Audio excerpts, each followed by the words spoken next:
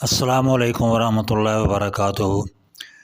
آج ہم آپ کو مادہ حاملہ جانور کو حمل کے دوران ہونے والے خطرات اور بیماریوں سے آگاہ کریں گے۔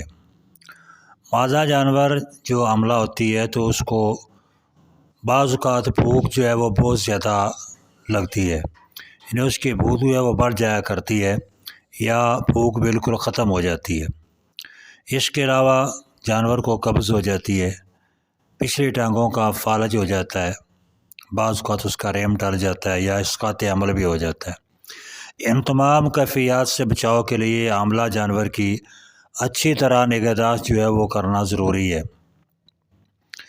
جانور کو جلد ہضم ہونے والی خوراک دی جائے اور متوازن خوراک دی جائے۔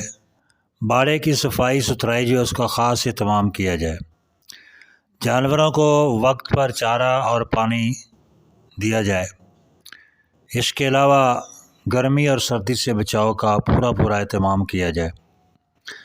حاملہ جانور کو جس جگہ پہ باندھا گیا ہے اس کی پچھلی ٹانگیں ذرا اونچی جگہ پہ ہوں اور اگلی ٹانگیں جو وہ نیچی ہوں، تاکہ جانور کے جو ریم کا بوجھ ہے وہ زیادہ تر اگلی ٹانگوں پر بھاری آئے۔ اور اگر جانور کی بھوک بڑھ جائے تو اس پر پریشان ہونے کی ضرورت نہیں ہے۔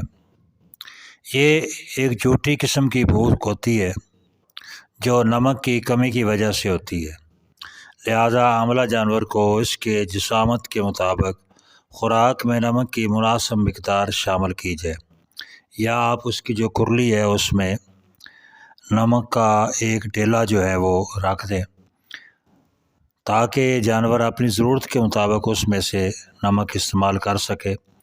بلکہ حاملہ جانور کے علاوہ باقی جانوروں کے لیے بھی یہ ضروری ہوتا ہے کہ آپ کرلی میں نمک کا ڈیلا رکھیں، جس سے جانور کہ نمک کی پوری جو وہ کمی جانور میں نمک کی کمی جو پوری ہوتی رہتی ہے۔ اگر جانور کی پچھلی ٹانگوں میں فالج محسوس ہو رہا ہے آپ کو، یعنی وہ اپنا بوجھ اٹھا نہیں سکتا جانور، تو اس میں بھی اصل وجہ جو ہے وہ ریم میں بچے کا وزن ہے، یعنی جیسے جیسے بچہ بڑھتا جا رہا ہے اس کا وزن جو ہے اس کی پچھلی ٹانگوں پر ہوتا ہے، ریم پھیلتا ہے جس کی وجہ سے پچھلی ٹانگوں پر یعنی جانور کھڑا ہونے کے قابل نہیں رہ جاتا، اس کی اعصاب پر دباؤ پڑتا ہے، جس کی وجہ سے جانور کچھ دیر کھڑا ہوتا ہے اور پھر وہ بیٹھ جاتا ہے۔ بعض اوقات ایسا ہوتا ہے کہ بالکل کھڑا ہو ہی نہیں سکتا، جسے ٹانگوں کا فالج بھی کہا جا سکتا ہے۔ تو یہ صورتحال جو ہے یہ بھی جسمانی کمزوری کی وجہ سے ہی ہے۔ اس لیے جانور کو ہمیشہ اچھی اور متوازن خوراک دی جائے تاکہ جانور ان کمزوریوں کا مقابلہ کرنے کے قابل ہو سکے۔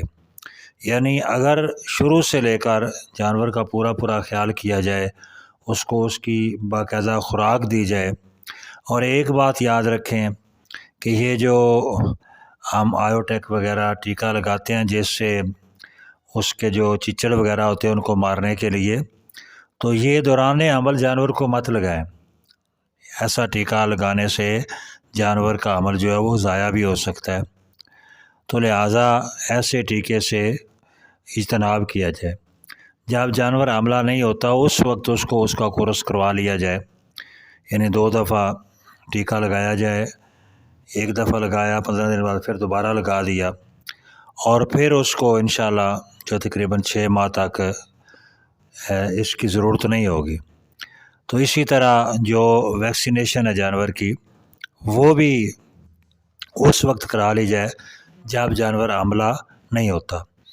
جانور کے حاملہ ہونے کے بعد اگر ایسا کیا جائے تو اس کے حمل گر جانے کا خطرہ ہوتا ہے، لیکن جو اصل چیز ہے وہ جانور کو یعنی اس کی دیکھ بھال جو ہے اس پر اچھے طریقے کے ساتھ یعنی توجہ دی جائے، اور اگر کوئی مسئلہ ہو تو فوراً قریبی ڈاکٹر سے رجوع کیا جائے، جس سے جانور انشاءاللہ تعالی صحیح سلامت تندرست بچہ جو ہے وہ جنم دے گا۔